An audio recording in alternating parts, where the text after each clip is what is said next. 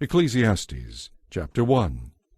These are the words of the teacher, King David's son, who ruled in Jerusalem. Everything is meaningless, says the teacher, utterly meaningless. What do people get for all their hard work? Generations come and go, but nothing really changes. The sun rises and sets and hurries around to rise again. The wind blows south and north, here and there, twisting back and forth, getting nowhere. The rivers run into the sea, but the sea is never full. Then the water returns again to the rivers and flows again to the sea. Everything is so weary and tiresome. No matter how much we see, we are never satisfied. No matter how much we hear, we are not content. History merely repeats itself. It has all been done before. Nothing under the sun is truly new. What can you point to that is new? How do you know it didn't already exist long ago? We don't remember what happened in those former times, and in future generations no one will remember what we are doing now. I, the teacher, was king of Israel, and I lived in Jerusalem. I devoted myself to search for understanding, and to explore by wisdom everything being done in the world. I soon discovered that God has dealt a tragic existence to the human race. Everything under the sun is meaningless, like chasing the wind. What is wrong cannot be righted. What is missing cannot be recovered. I said to myself, "Look, I am wiser than any of the kings who ruled in Jerusalem before me. I have greater wisdom and knowledge than any of them." So I worked hard to distinguish wisdom from foolishness. But now I realize that even this was like chasing the wind. For the greater my wisdom, the greater my grief. To increase knowledge only increases sorrow. Chapter 2. I said to myself, "Come now, let's give pleasure a try. Let's look for the good things in life." But I found that this, too, was meaningless. "It is silly to be laughing all the time," I said. "What good does it do to seek only pleasure?"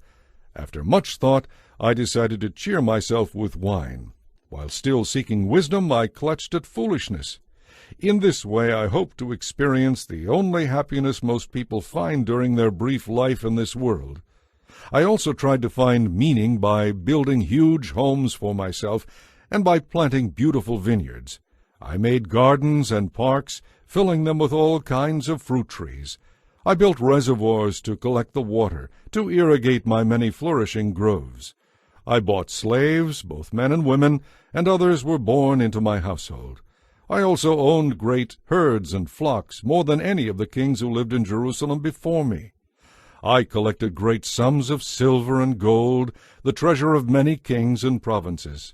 I hired wonderful singers, both men and women, and had many beautiful concubines. I had everything a man could desire. So I became greater than any of the kings who ruled in Jerusalem before me. And with it all I remained clear-eyed so that I could evaluate all these things. Anything I wanted I took. I did not restrain myself from any joy. I even found great pleasure in hard work, an additional reward for all my labors. But as I looked at everything I had worked so hard to accomplish, it was all so meaningless. It was like chasing the wind. There was nothing really worthwhile anywhere. So I decided to compare wisdom and folly, and anyone else would come to the same conclusions I did. Wisdom is of more value than foolishness, just as light is better than darkness. For the wise person sees, while the fool is blind. Yet I saw that wise and foolish people share the same fate. Both of them die. Just as the fool will die, so will I. So of what value is all my wisdom? Then I said to myself, "This is all so meaningless." For the wise person and the fool both die, and in the days to come both will be forgotten. So now I hate life, because everything done here under the sun is so irrational. Everything is meaningless, like chasing the wind. I am disgusted that I must leave the fruits of my hard work to others. And who can tell whether my successors will be wise or foolish? And yet they will control everything I have gained by my skill and hard work. How meaningless! So I turned in despair from hard work. It was not the answer to my search for satisfaction in this life. For though I do my work with wisdom, knowledge, and skill, I must leave everything I gain to people who haven't worked to earn it. This is not only foolish but highly unfair. So what do people get for all their hard work? Their days of labor are filled with pain and grief. Even at night they cannot rest. It is all utterly meaningless. So I decided there is nothing better than to enjoy food and drink and to find satisfaction in work. Then I realized that this pleasure is from the hand of God. For who can eat or enjoy anything apart from Him? God gives wisdom, knowledge, and joy to those who please Him. But if a sinner becomes wealthy, God takes the wealth away and gives it to those who please Him. Even this, however, is meaningless, like chasing the wind. Chapter 3. There is a time for everything, a season for every activity under heaven, a time to be born and a time to die, a time to plant and a time to harvest, a time to kill and a time to heal, a time to tear down and a time to rebuild, a time to cry and a time to laugh, a time to grieve and a time to dance, a time to scatter stones and a time to gather stones, a time to embrace and a time to turn away, a time to search and a time to lose, a time to keep and a time to throw away, a time to tear and a time to mend, a time to be quiet and a time to speak up, a time to love and a time to hate, a time for war and a time for peace. What do people really get for all their hard work? I have thought about this in connection with the various kinds of work God has given people to do. God has made everything beautiful for its own time. He has planted eternity in the human heart, but even so, people cannot see the whole scope of God's work from beginning to end. So I concluded that there is nothing better for people than to be happy and to enjoy themselves as long as they can. And people should eat and drink and enjoy the fruits of their labor, for these are gifts from God. And I know that whatever God does is final. Nothing can be added to it or taken from it. God's purpose in this is that people should fear Him.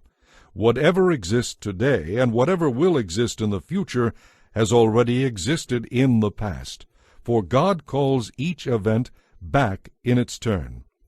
I also noticed that throughout the world there is evil in the courtroom. Yes, even the courts of law are corrupt. I said to myself, in due season God will judge everyone, both good and bad, for all their deeds. Then I realized that God allows people to continue in their sinful ways so He can test them. That way they can see for themselves that they are no better than animals. For humans and animals both breathe the same air, and both die. So people have no real advantage over the animals. How meaningless! Both go to the same place, the dust from which they came and to which they must return. For who can prove that the human spirit goes upward and the spirit of animals goes downward into the earth? So I saw that there is nothing better for people than to be happy in their work. That is why they are here. No one will bring them back from death to enjoy life in the future. Chapter 4. Again I observed all the oppression that takes place in our world. I saw the tears of the oppressed, with no one to comfort them. The oppressors have great power, and the victims are helpless. So I concluded that the dead are better off than the living, and most fortunate of all are those who were never born, for they have never seen all the evil that is done in our world. Then I observed that most people are motivated to success by their envy of their neighbors. But this too is meaningless, like chasing the wind. Foolish people refuse to work and almost starve. They feel it is better to be lazy and barely survive than to work hard, especially when in the long run everything is so futile. I observed yet another example of meaningless in our world. This is the case of a man who is all alone, without a child or a brother, yet who works hard to gain as much wealth as he can. But then he asks himself, who am I working for? Why am I giving up so much pleasure now? It is all so meaningless and depressing. Two people can accomplish more than twice as much as one. They get a better return for their labor. If one person falls, the other can reach out and help. But people who are alone when they fall are in real trouble. And on a cold night, two under the same blanket can gain warmth from each other. But how can one be warm alone? A person standing alone can be attacked and defeated, but two can stand back to back and conquer. Three are even better, for a triple-braided cord is not easily broken. It is better to be a poor but wise youth than to be an old and foolish king who refuses all advice. Such a youth could come from prison and succeed. He might even become king, though he was born in poverty. Everyone is eager to help such a youth, even to help him take the throne. He might become the leader of millions and be very popular, but then the next generation grows up and rejects him. So again, it is all meaningless, like chasing the wind. Chapter 5. As you enter the house of God, keep your ears open and your mouth shut. Don't be a fool who doesn't realize that mindless offerings to God are evil. And don't make rash promises to God, for He is in heaven, and you are only here on earth, so let your words be few. Just as being too busy gives you nightmares, being a fool makes you a blabbermouth. So when you make a promise to God, don't delay in following through, for God takes no pleasure in fools. Keep all the promises you make to Him. It is better to say nothing than to promise something that you don't follow through on. In such cases, your mouth is making you sin.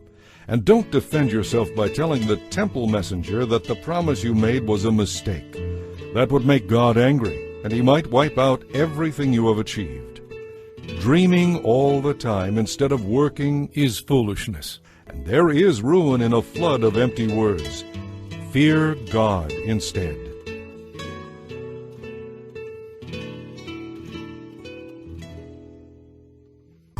If you see a poor person being oppressed by the powerful and justice being miscarried throughout the land, don't be surprised.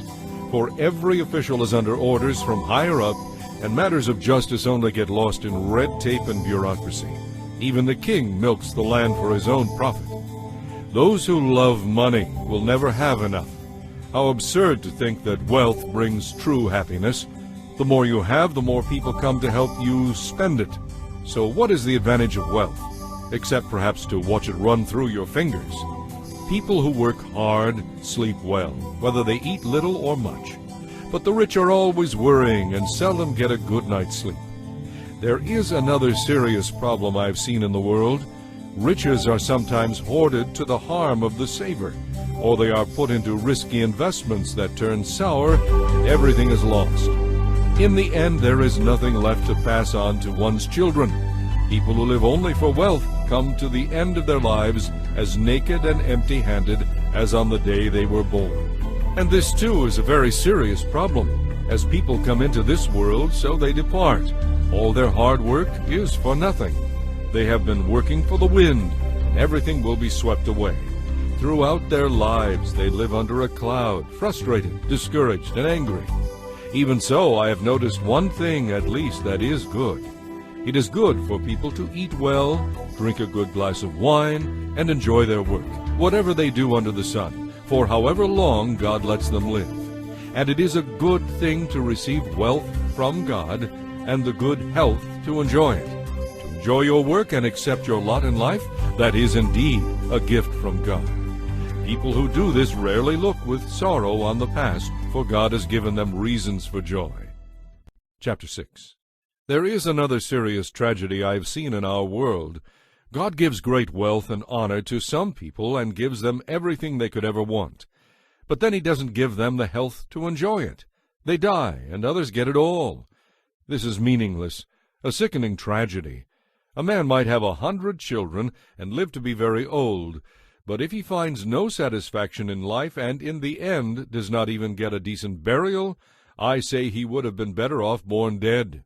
I realize that his birth would have been meaningless and ended in darkness. He wouldn't even have had a name, and he would never have seen the sun or known of its existence. Yet he would have had more peace than he has in growing up to be an unhappy man. He might live 1,000 years twice over, but not find contentment. And since he must die like everyone else, well, what's the use? All people spend their lives scratching for food, but they never seem to have enough. Considering this, do wise people really have any advantage over fools? Do poor people gain anything by being wise and knowing how to act in front of others? Enjoy what you have, rather than desiring what you don't have.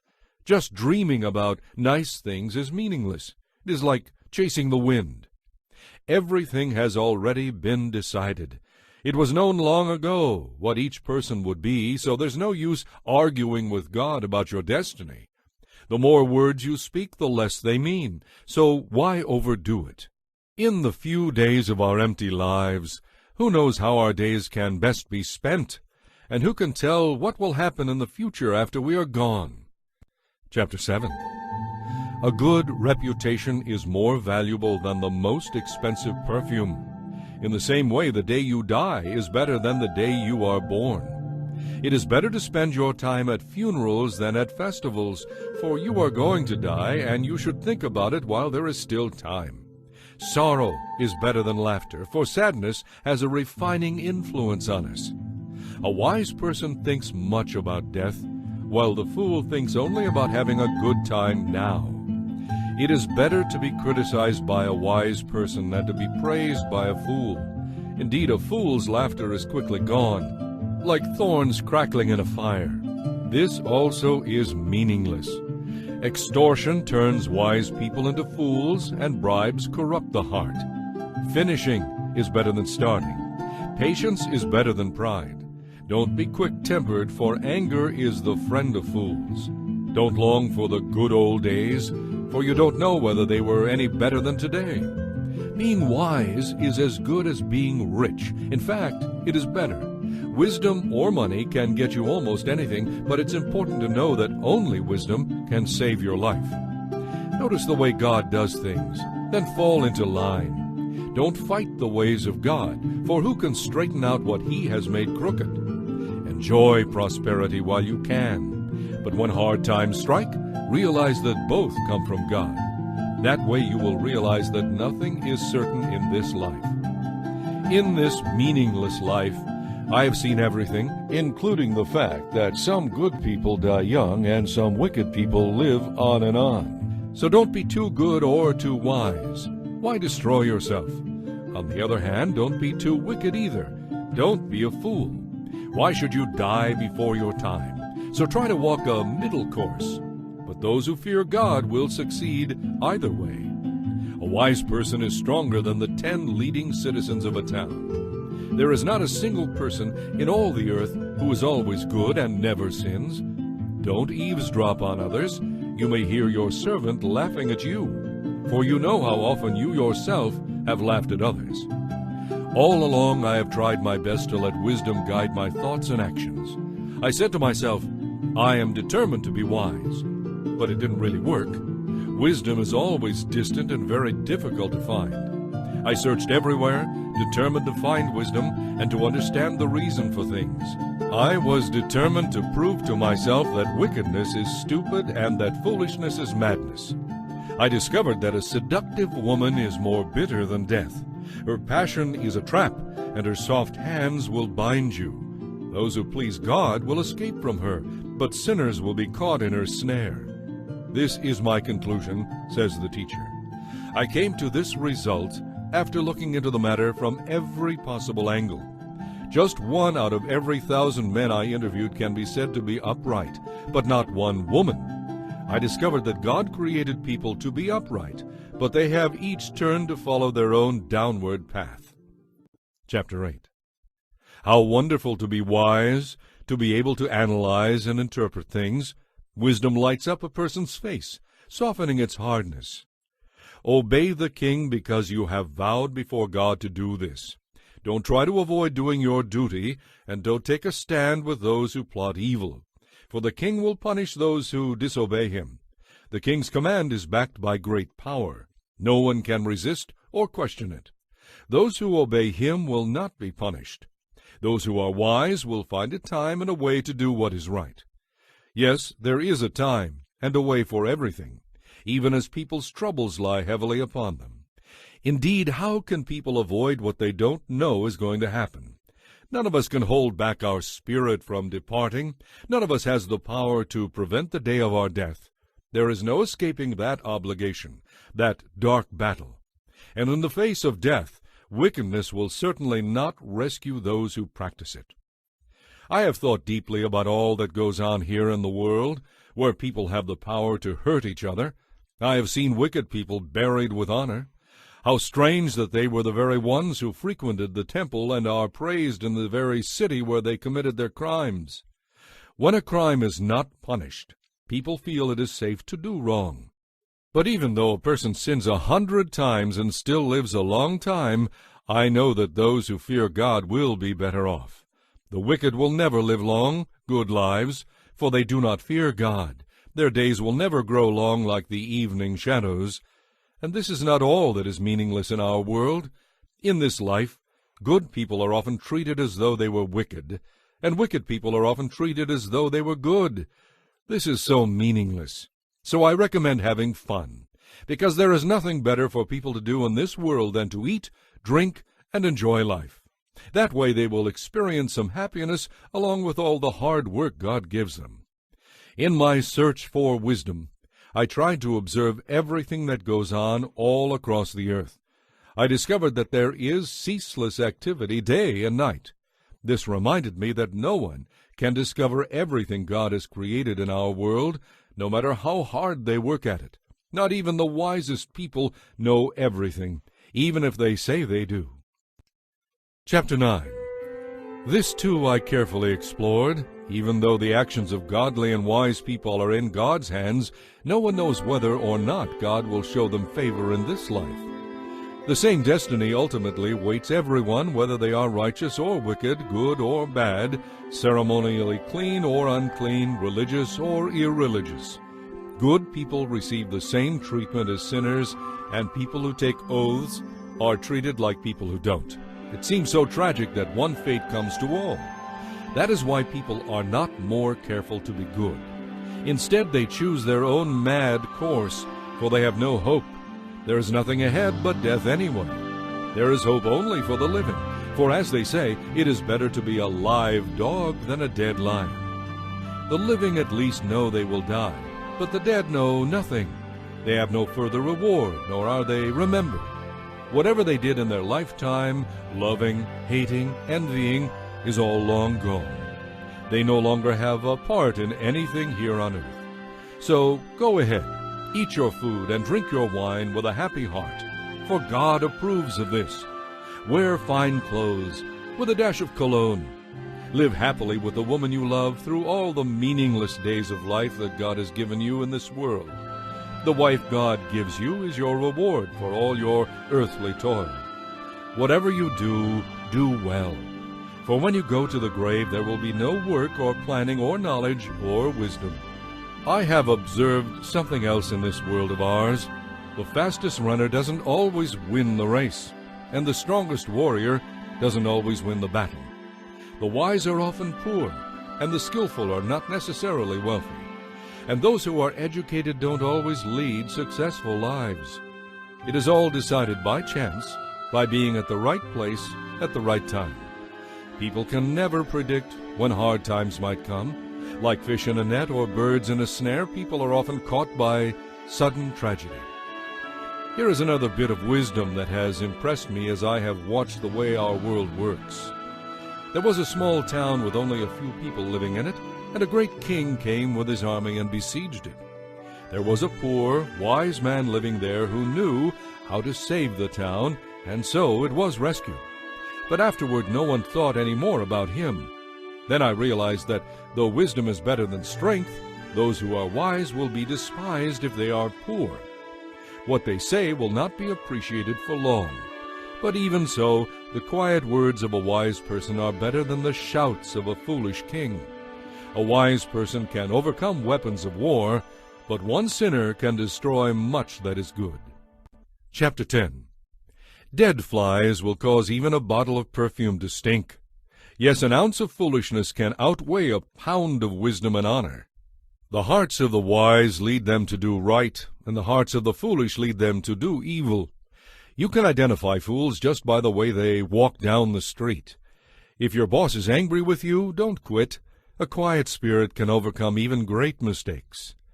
There is another evil I have seen as I have watched the world go by. Kings and rulers make a grave mistake if they give foolish people great authority, and if they fail to give people of proven worth their rightful place of dignity.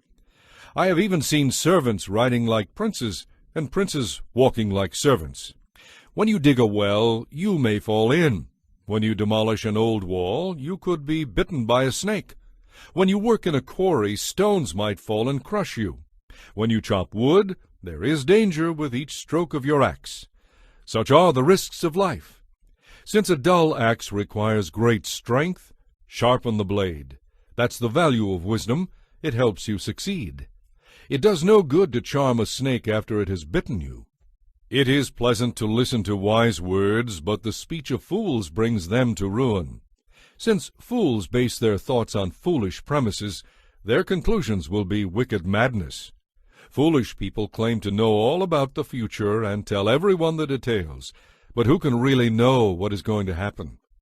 Fools are so exhausted by little work that they have no strength for even the simplest tasks. Destruction is certain for the land whose king is a child and whose leaders feast in the morning. Happy is the land whose king is a nobleman and whose leaders feast only to gain strength for their work, not to get drunk. Laziness lets the roof leak, and soon the rafters begin to rot. A party gives laughter, and wine gives happiness, and money gives everything. Never make light of the king, even in your thoughts, and don't make fun of a rich man either. A little bird may tell them what you have said. Chapter 11.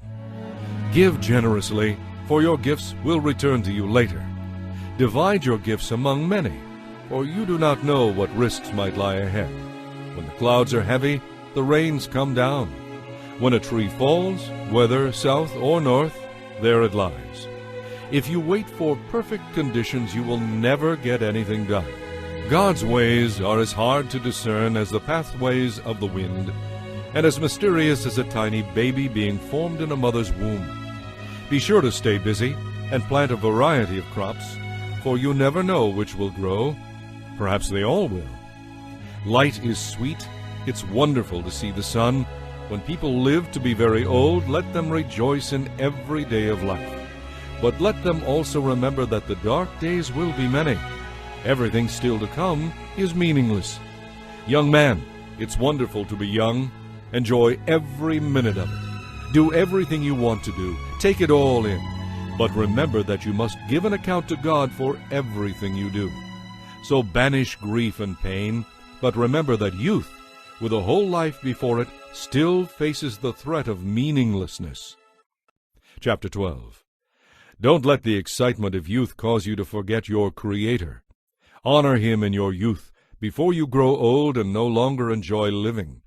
It will be too late then to remember Him when the light of the sun and moon and stars is dim to your old eyes, and there is no silver lining left among the clouds. Your limbs will tremble with age, and your strong legs will grow weak. Your teeth will be too few to do their work, and you will be blind too. And when your teeth are gone, keep your lips tightly closed when you eat. Even the chirping of birds will wake you up. But you yourself will be deaf and tuneless with a quavering voice. You will be afraid of heights and of falling, white-haired and withered, dragging along without any sexual desire. You will be standing at death's door, and as you near your everlasting home, the mourners will walk along the streets. Yes, remember your Creator now, while you are young, before the silver cord of life snaps and the golden bowl is broken. Don't wait until the water jar is smashed at the spring and the pulley is broken at the well, for then the dust will return to the earth, and the spirit will return to God who gave it. All is meaningless, says the teacher, utterly meaningless. Because the teacher was wise, he taught the people everything he knew. He collected proverbs and classified them. Indeed, the teacher taught the plain truth, and he did so in an interesting way. A wise teacher's words spur students to action and emphasize important truths. The collected sayings of the wise are like guidance from a shepherd. But, my child, be warned. There is no end of opinions ready to be expressed. Studying them can go on forever and become very exhausting. Here is my final conclusion. Fear God, and obey His commands, for this is the duty of every person. God will judge us for everything we do, including every secret thing, whether good or bad.